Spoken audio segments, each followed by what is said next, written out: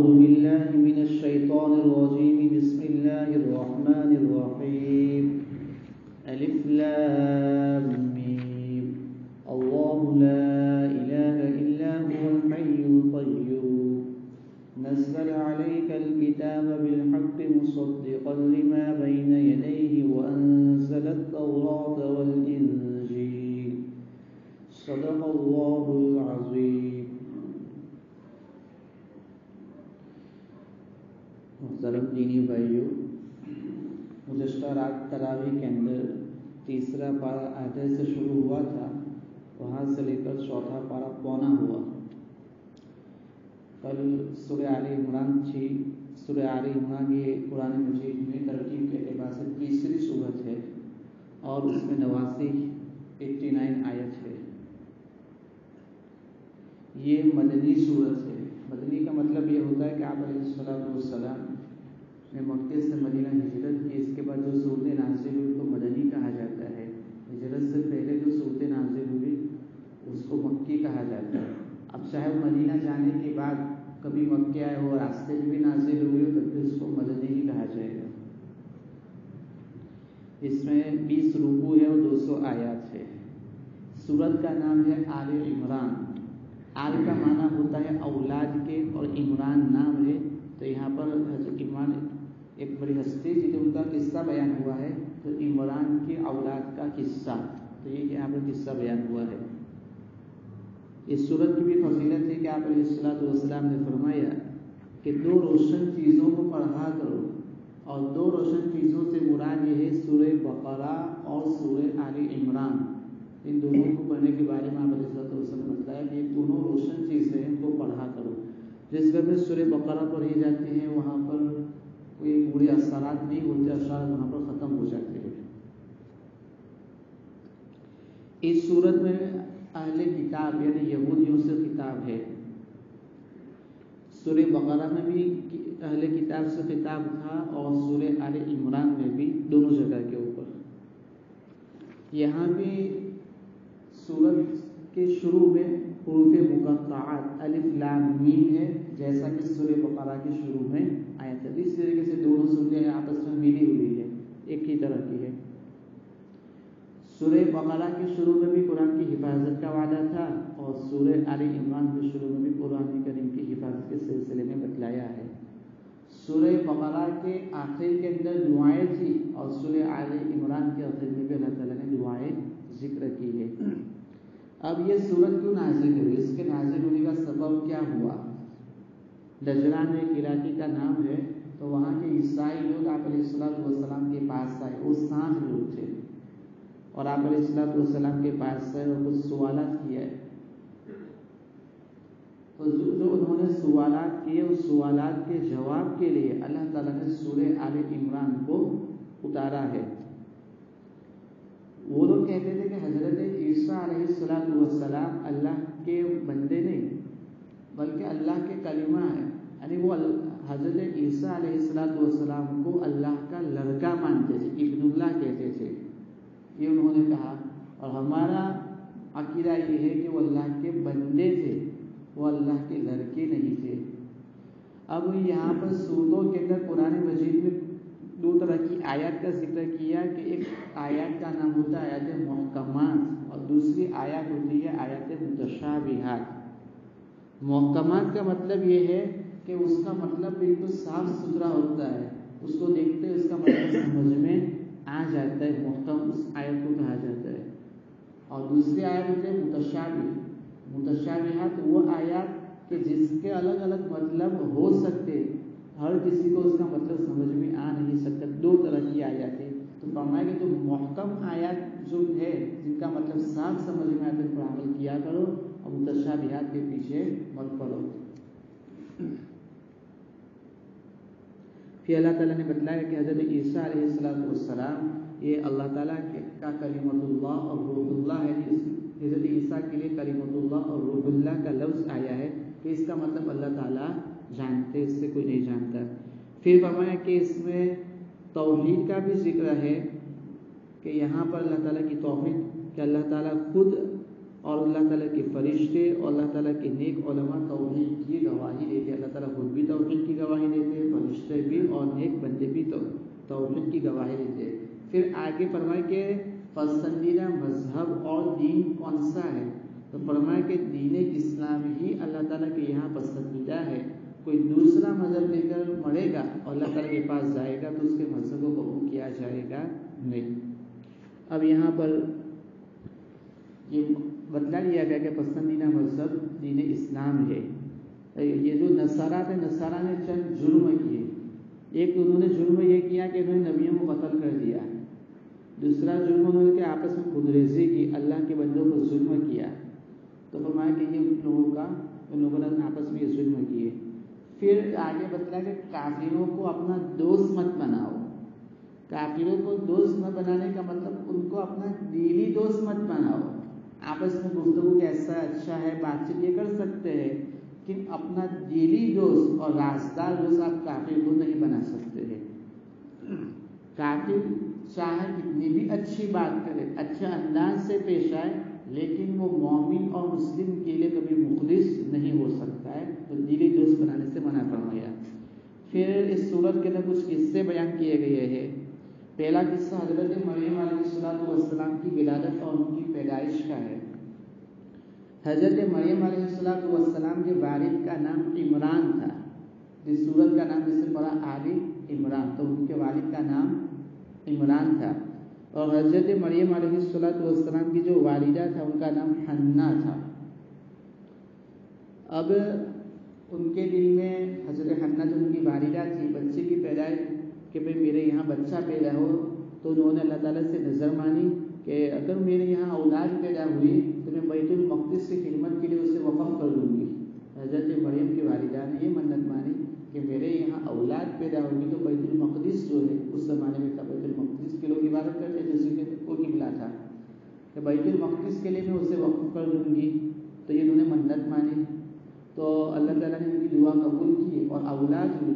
اتفاق یہ ہوا کہ جب ان کی اولاد پیدا ہوئی تو حضرت مریم کے والد عمران ان کا انتقال ہو گیا تھا اس وقت, اور ہوا کہ لڑکے کے بجائے لڑکی پیدا ہوئی. اور بیت المقدس میں خدمت کے لیے اس کو قبول کیا جاتا تھا, لڑکا ہوتا تھا. لڑکیوں کو مسجد میں خدمت کے لیے قبول کیا جاتا تھا نہیں. اور یہاں پر اتفاق سے ہوا کہ لڑکی پیدا ہوئی.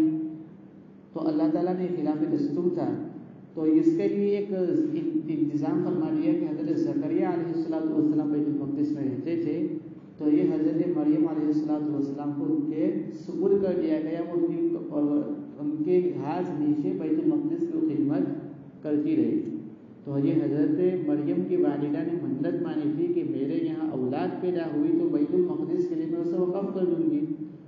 یہ منت ماننے کے بعد ان کے شوہر کا انتقال ہو گیا. جب پیدا ہوا تو لڑکا نہیں ہوا, لڑکی پیدا ہوئی, اور بیت المقدس میں خدمت میں ان کو لیا جاتا تھا. جو لڑکا ہوتا تھا لڑکی کو قبول نہیں کرتے تھے.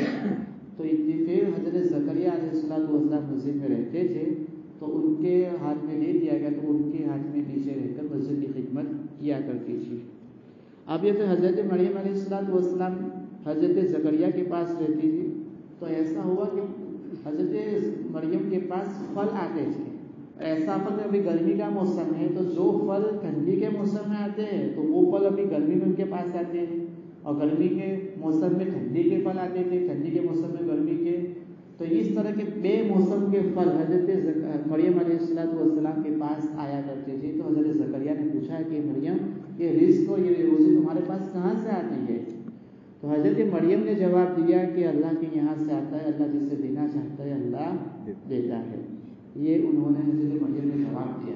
تو حضرت مریم علیہ السلام کے جواب کے بعد حضرت زکریا علیہ السلام, یہ بھی نبی تھے, تو ان کے دل میں جذبہ پیدا ہوا کہ اللہ تعالیٰ سب کچھ دے رہے ہیں, ان کو بے موسم کے پھل دے رہے ہیں, تو میرے یہاں بھی اولاد نہیں ہے, تو میں بھی اللہ تعالیٰ سے دعا کرتا ہوں کہ اللہ تعالیٰ مجھے بھی اولاد دے. حالانکہ اب حضرت زکریا جو دعا کر رہے ہیں اس وقت ان کی عمر 100 سال کی عمر ہے. تو 100 سال کی عمر میں ظاہر میں تو اولاد ہو سکتی نہیں ہے, لیکن پھر بھی انہوں نے اللہ تعالیٰ سے دعا کی کہ مجھے بھی اولاد دیجیے. تو اللہ تعالیٰ نے ان کی بھی دعا قبول فرمائی, اور ان کے یہاں لڑکا پیدا ہوا, بچے کی بشارت انہیں سنائی گئی. اور ایسا بچہ پیدا ہوا تو اس کی کچھ خصوصیات بھی ہے. ان کا نام حضرت یحییٰ علیہ السلام، حضرت زکریا کے بیٹے. فرمایا کہ وہ لڑکا یہ ہوگا کہ حضرت عیسیٰ علیہ السلام کی تصدیق کرے گا، یعنی ان پر ایمان لے گا، ان کو نبی مانے گا. دوسری ان کی خصوصیت یہ ہوگی کہ وہ علم اور تقویٰ میں سب سے زیادہ عبادت کرنے والا لڑکا ہوگا. تیسری ان کی یہ کہ وہ انتہائی عفیف پاک دامن، حضرت یحییٰ علیہ السلام بہت زیادہ پاک دامن تھے. وہ عورتوں کے اوپر قدرت کے باوجود عورتوں کے پاس کبھی گئے نہیں، تو اتنے زیادہ عفیف اور پاک دامن تھے.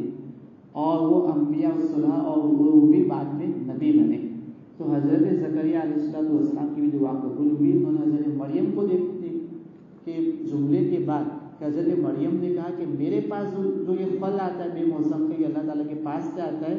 تو انہوں نے بھی دعا کی کہ وہ اللہ جو مریم کو پھل دے سکتا ہے وہ میرے یہاں بھی اولاد پیدا کر سکتا ہے. 100 سال کی عمر میں دعا کی. دعا کرنے کے بعد اللہ تعالیٰ نے اولاد بھی دی، اور ایسے اولاد کہ جو بعد میں نبی بھی ہوئے اور سب سے زیادہ پاک دامن ہوئے. یہ اللہ تعالیٰ کی طرف سے یہ 2 قصے ہوئے کہ حضرت مریم علیہ السلام کی ولادت ہوئی اور حضرت زکریا کے یہاں حضرت یحییٰ علیہ السلام کی پیدائش ہوئی. تیسرا بھی قصہ ہے حضرت عیسیٰ علیہ السلام کا. حضرت عیسیٰ علیہ السلام دونوں قصے عجیب تھے کہ حضرت یحییٰ جو زکریا کے یہاں پیدا 100 سال کی عمر میں، والد کی عمر 100 سال کی ہو چکی، اور حضرت مریم سے پیدا ہوئی تھی تو ان کے اپنے ابا کا انتقال ہو چکا تھا، اور ان کو بیت المقدس کی خدمت کرنا تھی، اور ان کو لڑکی کو قبول نہیں کرتے تھے، پھر بھی حضرت زکریا کے واسطے سے وہ مسجد میں آئی. اب تیسرا قصہ حضرت عیسیٰ علیہ السلام کا ہے کہ حضرت عیسیٰ علیہ السلام حضرت مریم کے یہاں پیدا ہوئے. حضرت مریم علیہ السلام کو اللہ تعالیٰ کی طرف سے وحی اور حکم آیا کہ آپ کے یہاں اولاد پیدا ہوگی. فرشتوں کے ذریعے حکم دیا ہے کہ آپ کے یہاں لڑکا پیدا ہوگا. تو انہوں نے حضرت مریم نے کہا کہ میرے یہاں کیسے بچہ پیدا ہوگا، مجھے تب تک کسی مرد نے چھویا بھی نہیں ہے، اور تو میرے یہاں کیسے لڑکا پیدا ہوگا. تو اللہ تعالیٰ کی طرف سے حکم ہے کہ یہی ہوگا. کن فیکون کا مالک اللہ ہے، اللہ کی طرف سے تو اللہ تعالیٰ کا حکم آئے گا تو لڑکا پیدا ہو جائے گا. تو اس طریقے سے پھر حضرت عیسیٰ علیہ السلام حضرت مریم کے یہاں پیدا ہوئے. حضرت عیسیٰ علیہ السلام کو بہت سارے معجزات بھی دیے گئے تھے، وہ مردوں کو زندہ بھی کیا کرتے تھے. لیکن یہودیوں نے حضرت عیسیٰ علیہ السلام کو مانا نہیں، اور ان کے قتل کرنے کے اوپر یہودی لوگ آ گئے. یہ عجیب چیز کہ اللہ تعالیٰ ہر طرح سے پیدا کرنے پر قادر ہے. حضرت عیسیٰ حضرت مریم کے یہاں بغیر باپ کے پیدا ہوئے، اور پہلے حضرت زکریا کے یہاں حضرت یحییٰ 100 سال کی عمر میں پیدا ہوئے، اور اس سے پہلے حضرت مریم بھی پیدا ہوئی جب ان کے والد اس وقت نہیں تھے اور بیت المقدس کی خدمت کے لیے. اللہ تعالیٰ الگ الگ طریقے سے پیدا کرتے ہیں. تو یہ قصہ کے بغیر باپ کے حضرت عیسیٰ پیدا ہوئے، اور ہمارے یہاں ہم لوگ جو پیدا ہوتے ہیں وہ باپ اور ماں سے مل کر پیدا ہوتے ہیں. اور حضرت حوا علیہ السلام حضرت آدم کی پسلی سے پیدا ہوئی، وہاں پر بھی کوئی باپ تھا بھائی. حضرت آدم علیہ السلام کی پسلی سے پیدا ہوئی. اللہ تعالیٰ الگ الگ طریقے سے پیدا کرنے کے اوپر قادر ہے، جس طریقے سے کسی باپ کا بھی محتاج ہے نہیں. اب یہودیوں نے کیا کیا، حضرت عیسیٰ علیہ السلام کی پیدائش ہوئی تو انہوں نے ان کو قتل کرنے کا کہ اب ہم ان کو قتل کر دیں گے. اب یہودی یہ کہتے ہیں کہ ہم نے حضرت عیسیٰ علیہ السلام کو سولی دے کر ان کو قتل کر دیا. یہ یہودیوں کا دعویٰ ہے. نصارہ یہ کہتے ہیں کہ حضرت عیسیٰ علیہ السلام کو سولی یعنی پھانسی دی گئی، 3 دن تک وہ رہے قبر میں، پھر ان کو آسمان پر اٹھا لیا گیا. یہ عیسائی کہتے ہیں کہ ہمارا دعویٰ اور قرآن ہم کو یہ کہتا ہے کہ حضرت عیسیٰ علیہ السلام کو زمین سے زندہ آسمان کے اوپر اٹھا لیا گیا ہے. ان کو سولی نہیں دی گئی، ان کو پھانسی دی گئی. وہ پھانسی دینے کے لیے آئے لیکن وہ پھانسی نہیں دے سکے، ان کی شکل میں کسی اور کو پھانسی انہوں نے دے دی ہے. حضرت عیسیٰ علیہ السلام کو زندہ زمین سے آسمان پر اٹھا لیا گیا ہے. ابھی وہ زندہ ہے اور قیامت کے قریب دوبارہ دنیا میں آئیں گے، دوسری مرتبہ وہ اپنی زندگی گزاریں گے، اور دنیا میں اس وقت عدل اور انصاف کا ایک دور چلے گا. اس کے بعد وہ اپنی زندگی گزارنے کے بعد پھر ان کی موت آئے گی. ابھی تک ان کو موت نہیں آئی ہے. حضرت عیسیٰ علیہ السلام یہ سورت جو نازل ہوئی تھی تو اس کا اپنے سبب اللہ کے نجران کے یہودی آپ علیہ السلام کے پاس آئے تھے. تو آپ علیہ السلام نے ان کو مباہلہ کا چیلنج کیا کہ تم آؤ اپنی، میں آتا ہوں اس میدان کے اندر اپنی اولاد کو لے کر اور خود آتا ہوں، تم بھی آ جاؤ، اور ہم میں سے جو جھوٹا ہوگا ان کو اللہ تعالیٰ کی طرف سے عذاب آ جائے گا اور وہ جل جائے گا یا مر جائے گا۔ تو نبی علیہ السلام نے عیسائی لوگوں کو یہ چیلنج دیا، پھر لیکن وہ لوگ فرار ہو گئے، بھاگ گئے، انہوں نے مباہلہ کو قبول کیا نہیں، وہ بھاگ گئے۔ پھر اللہ تعالیٰ نبی علیہ السلام نے فرمایا، قرآن میں آیت نازل ہوئی کہ تم ایک چیز کے اوپر متحد، ایک چیز ایسے جو ہمارے تمہارے درمیان مشترک ہے کہ اللہ تعالیٰ کی توحید، اللہ تعالیٰ ایک ہے، تو سواء بیننا و بینکم، بھی ہمارے اور تمہارے درمیان ایک ہے، تو اس ایک بات پر متفق ہو جاؤ، اللہ تعالیٰ کو ایک مانو اور اللہ کے سوا کسی کی عبادت نہ کرو۔ اس کے بعد انبیاء سے عہد لیا گیا کہ یہودیوں نے ان کی بددیانت اور بہت زیادہ جھوٹ بولتے ہیں، تو نبیوں سے عہد لیا گیا کہ آخری زمانے میں حضرت محمد صلی اللہ علیہ وسلم آئے تو تم ان پر ایمان لانا، یہ نبیوں سے عہد لیا گیا۔ نبیوں سے عہد لینے کا مطلب نبی تو اب رہنے والے نہیں تھے، کہ نبیوں سے عہد لے کر ان کی امتوں کو بتلانا تھا کہ جب نبی علیہ السلام آخر ایک پیغمبر آئے تو ان کی باتوں کو ماننا، یہ ان کے لیے کہا گیا۔ تو یہ جو آیت آخر میں آئی ہے، اس آیت کریمہ سے آقا صلی اللہ علیہ وسلم کا نبیوں کا سردار ہونا ثابت ہوتا ہے۔ پھر بتلایا کہ ایمان اور کفر یہ دونوں الگ الگ چیزیں ہیں، یہ ہم کبھی جمع نہیں ہو سکتی۔ تو یہ تیسرا پارہ ختم ہوا، اب اس کے بعد چوتھا پارہ شروع ہو رہا ہے۔ چوتھے پارے کے شروع میں نیکی کا ذکر ہے کہ لن تنالوا البر حتى تنفقوا مما تحبون، کہ تم نیکی نہیں کما سکتے جب تک اپنے محبوب اور پسندیدہ چیز کو خرچ نہ کر دو۔ تو نیکی اس وقت حاصل ہوگی جب تم اپنی پسندیدہ چیز کو خرچ کرو۔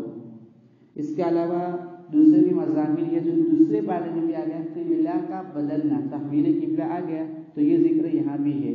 اور پھر فرمائے کہ بیت المقدس کے بجائے جو کعبۃ اللہ ہے، تو کعبۃ اللہ کی بہت ساری دوسری خصوصیات ہیں جو بیت المقدس میں نہیں۔ پہلے خصوصیت کعبہ کی یہ ہے کہ یہ دنیا کے اندر اور زمین میں سب سے پہلے عبادت گاہ کعبہ ہے۔ بیت المقدس بھی پہلے عبادت گاہ نہیں ہے، بلکہ اس سے پہلے حضرت آدم علیہ السلام ہی کے زمانے میں اور اس سے پہلے فرشتوں نے کعبہ کی تعمیر کی تھی، تو سب سے پہلے عبادت گاہ کعبۃ اللہ ہے۔ دوسری فرمایا کہ اس میں بہت ساری ایسی نشانیاں ہیں کہ اس نشانیوں کی وجہ سے کعبہ کا درجہ بڑھ جاتا ہے، جیسے کہ وہاں پر مقام ابراہیم ہے، زمزم ہے اور حتیم وغیرہ، اور یہ چیزیں دوسری جگہ نہیں پائی جاتی۔ تیسری اس کی خصوصیت یہ ہے کعبہ کی کہ جو بھی کعبہ اور مکے میں داخل ہو جاتا ہے تو وہ امن والا ہو جاتا ہے، اب اس سے کوئی مار نہیں سکتا۔ ایک مرتبہ جو آدمی مکے میں داخل ہوگا تو اس سے امان حاصل ہو گیا، اسے کوئی کچھ کر نہیں سکتا، حتیٰ کہ اس کے جانوروں کو بھی کوئی نہیں مار سکتا، اس کے گھاس کو بھی کوئی اکھاڑ نہیں سکتا ہے۔ تو جو بھی مکہ میں داخل ہو گیا وہ امن والا ہو جاتا ہے، یہ چیزیں دوسری جگہ نہیں ہے۔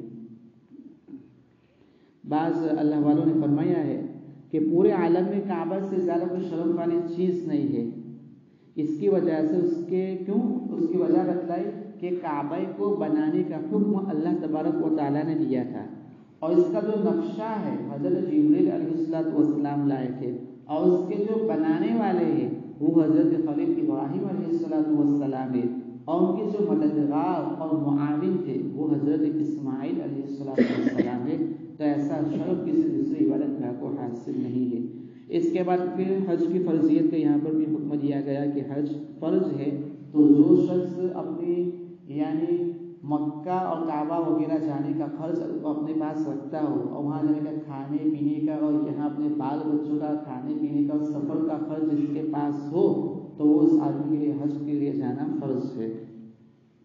پھر یہ دوسرا اور تقوی کا حکم دیا گیا ہے کہ اللہ تعالیٰ سے ڈرتے رہو، تو اس کے اندر بھلائی ہے، اس سے ڈرنے کا حق بھی دیا گیا ہے۔ اس کے بعد حکم یہ کہ اللہ تعالیٰ کی رسی کو مضبوطی سے تھامو۔ مضبوطی سے تھامنے کا مطلب کہ آپس میں انتشار اور اختلاف مت کرو، آپس میں ایک دوسرے مل جل کر رہو، اللہ تعالیٰ کی رسی کو تھام کر رہو۔ پھر فرمایا کہ الگ الگ گروہوں میں مت بچ جاؤ۔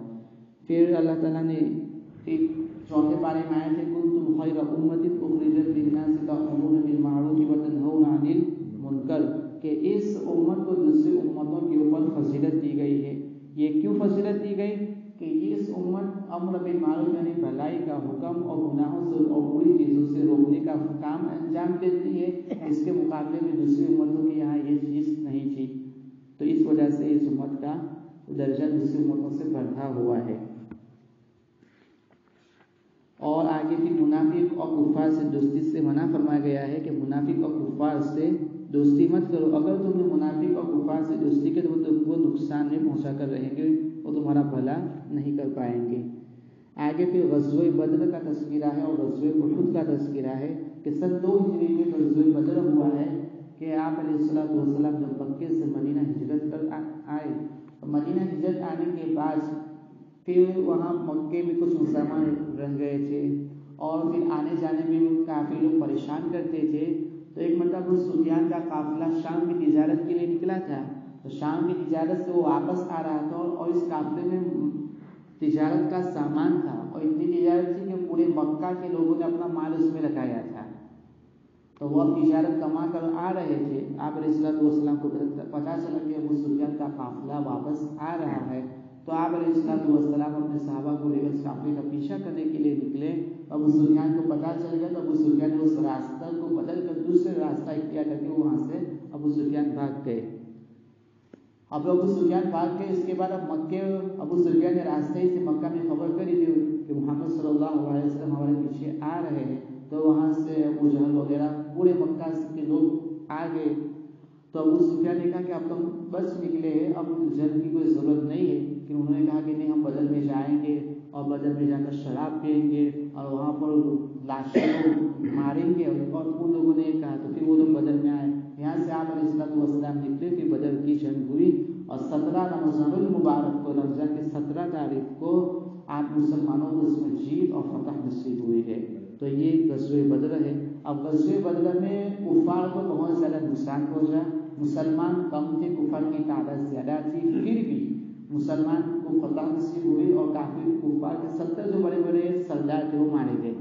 اب اس کا لوگوں کو بہت زیادہ صدمہ تھا، تو اس سال تو واپس چلے گئے، انہوں نے کہا کہ ہم آئندہ سال اس کا بدلہ لیں گے۔ تو دوسرے 3 ہجری کے اندر غزوہ احد ہوا، وہ لوگ مکے سے بدلے کے لیے پھر آئے، تو یہاں سے آپ علیہ السلام مدینے سے تھوڑے کچھ باہر نکلے، پھر یہاں پر مقابلہ ہوا۔ اب غزوہ بدر میں ہوا یہ تھا کہ 70 تو ان کے یعنی 70 کا مطلب 70 ہوتا ہے، تو 70 ان کے بڑے سردار مارے گئے تھے اور 70 سردار قید کر کے لائے گئے تھے۔ اب مسلمانوں میں آپس میں مشورہ ہوا کہ جو 70 قیدی ہمارے پاس ہے ان کا کیا کرنا ہے، تو بعض صحابہ نے مشورہ دیا کہ ان کو قتل کر دیا جائے، اور بعض دوسرے صحابہ نے یہ مشورہ دیا کہ ان کو قتل نہ کیا جائے بلکہ فدیہ ان کے پاس پیسہ لے کر ان کو چھوڑ دیا جائے، اور کیونکہ ہمارے خاندانی کے ہے، کوئی بھائی ہوگا کسی کا، کوئی کسی کا چچا ہوگا، کوئی کسی کا ماما ہوگا، ہمارے رشتے دار ہی ہے، تو یہ فیصلہ آپ علیہ السلام نے اس رائے کو پسند کیا کہ فدیہ لے کر ان کو چھوڑ دیا جائے۔ تو فدیہ لے کر چھوڑنے کے بعد پھر اسی بارے کے اندر اس صورت میں اللہ تعالیٰ کی طرف سے آیت نازل ہوئی، جو تم نے فدیہ لے کر چھوڑا یہ اچھا نہیں کیا ہے، ان کو جب تمہارے پاس قید ہوگا تو ان کو مار ہی دینا تھا، لیکن آپ نے فدیہ لے کر چھوڑیا تو اب اس کا بدلہ یہ ہوگا کہ آئندہ سال تمہارے 70 لوگ مارے جائیں گے۔ تو غزوہ احد کے اندر ابتدا کے اندر ہوا یہ کہ مسلمانوں کو فتح نصیب ہوئی، اور اس وقت ایک ٹکڑی کو آپ علیہ السلام نے پیچھے ایک پہاڑ کے اوپر کھڑا کیا تھا، پہاڑ کی چوٹی کے اوپر 10 سے 50 صحابہ کو کھڑا کیا تھا کہ آپ لوگ یہاں پر رہنا، ہم میدان میں مقابلہ کر، ہم جیتے یا ہارے تم کو اس جگہ کو نہیں چھوڑنا ہے۔ لیکن جب مسلمان جیتنے لگے اور ہمارے غنیمت حاصل کرنے لگے، یہ 50 کی ٹولی تھی، اس میں کچھ لوگ باہر نکل گئے، ان کے جو سردار تھے انہوں نے کہا کہ تم لوگ یہاں رکو، پھر انہوں نے کہا تب تو ہم تو جیت چکے ہیں، تو وہ لوگ پیچھے اتر گئے، تو خالد بن ولید جو اس وقت ابھی مسلمان نہیں ہوئے تھے، انہوں نے دیکھا تو پیچھے سے انہوں نے حملہ کر دیا۔ جب پیچھے سے حملہ کیا تو مسلمان دونوں طرف سے گئے، ایک پیچھے سے بھی حملہ ہو رہا ہے اور دوسرے کے اوپر مسلمانوں کے اس طرف سے، تو مسلمان بیچ میں آ گئے، تو مسلمان بیچ میں آ جانے کی وجہ سے پھر اس وقت کافی مسلمانوں کو نقصان بھی پہنچا۔ آپ علیہ السلام کی خود دانت مبارک بھی اس میں شہید ہوئے ہیں، اور فوج جو ایک یعنی لوہے کی ٹوپی پہنتے ہیں جنگ کے اندر، تو وہ بھی آپ علیہ السلام کو لگی تھی، تو آپ علیہ السلام کو بھی مسلمانوں کو نقصان ہی پہنچا۔ یہ اس بات کا نقصان پہنچا کہ آپ علیہ السلام کی طرف سے جو حکم دیا گیا تھا کہ یہاں سے اس ٹکڑی کو یہاں سے ہٹنا نہیں پیچھے سے، لیکن وہ ہٹ گئے تو اس کا یہ نقصان اور خمیازہ بھگتنا پڑا، اس کا یہاں پر تذکرہ کیا گیا ہے۔ اب اس میں بھی یہ ہوا کہ دوسری مرتبہ جب کفار نے حملہ کیا تو مسلمان دو طرف سے بیچ میں آ گئے تھے، لیکن اس میں بھی کفار مکمل جیت حاصل کیے بغیر نکل چکے، انہوں نے پوری جیت حاصل کی نہیں۔ اب یہ لوگ باہر نکل گئے تو پھر ان کو افسوس ہوا کہ ہم تو آدھی جنگ چھوڑ کر آ گئے، ابھی تو ہم اور زیادہ جیت سکتے تھے۔ تو دوبارہ وہ لوگ نے واپس آنے کا سوچا اور واپس آئے بھی۔ یہاں سے آپ علیہ السلام اپنے صحابہ کو لے کر لیکن ہم ان کا پیچھا کرتے ہیں دوسری مرتبہ، اور یہ بھی اعلان کر دیا کہ جو جنگ کے احد میں شامل تھا وہی آئیں گے، جو شامل ہے تو ان کو آنا نہیں۔ تو یہاں سے مسلمان پھر ان کے پیچھے پیچھا کیا تو وہ لوگ بھاگ نکلے، ان میں کتنا زیادہ حوصلہ ہے، ابھی ان کے لوگ اتنے مارے گئے، پھر اتنی طاقت ہے ان میں، تو پھر وہ لوگ ڈر کے مانگے پھر مکہ پیچھے واپس چلے گئے۔ یہ اللہ تعالیٰ نے مسلمانوں کو اس میں شکست ابتدا میں فتح کی، بعد میں شکست آئی۔ تو یہ آپ علیہ السلام کے حکم کو نہ ماننے کی وجہ سے آخر میں ایک آیت ہے سورہ آل عمران میں کہ یا ایھا الذین آمنوا اصبروا وصابروا ورابطوا، یہ پہلے صبر کا حکم دیا گیا ہے کہ صبر کا مطلب ہے مشکلات اور مصیبتوں کے دین کے اوپر جمے رہنا ہے، مشکلات بھی آئے، مصیبتیں بھی آئے، تکلیفیں بھی آئے تو دین سے ہٹنا نہیں ہے۔ دوسرا حکم دیا گیا ہے مصابرہ۔ مصابرہ کہتے ہیں کہ جنگ کے میدان میں دشمن کے مقابلے سے ہم کو ہٹنا نہیں ہے، دشمن سے خوف نہیں کرنا ہے، دشمن کے مقابلے میں جمے رہنا ہے۔ اور تیسرا حکم دیا کہ ورابطوا، مرابطہ، مسلمانوں کے اور اسلام کے دشمنوں سے مقابلے کے لیے ہمیشہ تیار رہنا ہے۔ تیاری ہمیشہ کہ ہماری تیاری نہ ہو ہمارے انجانے میں کوئی حملہ کرے، ایسا نہیں، ہمیشہ ان کے مقابلے کے لیے ہمیں تیار رہنا ہے۔ اور چوتھا حکم دیا گیا ہے کہ تقویٰ، اللہ تعالیٰ سے ڈرتے رہنا، یہ ہمیشہ اللہ تعالیٰ سے، تقوی کا مطلب جن چیزوں کو کرنے کا حکم دیا گیا ان کو کرنا ہے اور جن سے روکا گیا ہے ان سے بچتے رہنا ہے، تو تقوی کو ہمیشہ حاصل کرنا ہے۔ اور رمضان جو چل رہا ہے تو اس میں روزے کا خاص مقصد بھی تقوی ہے۔ اللہ تبارک و تعالیٰ ہمیں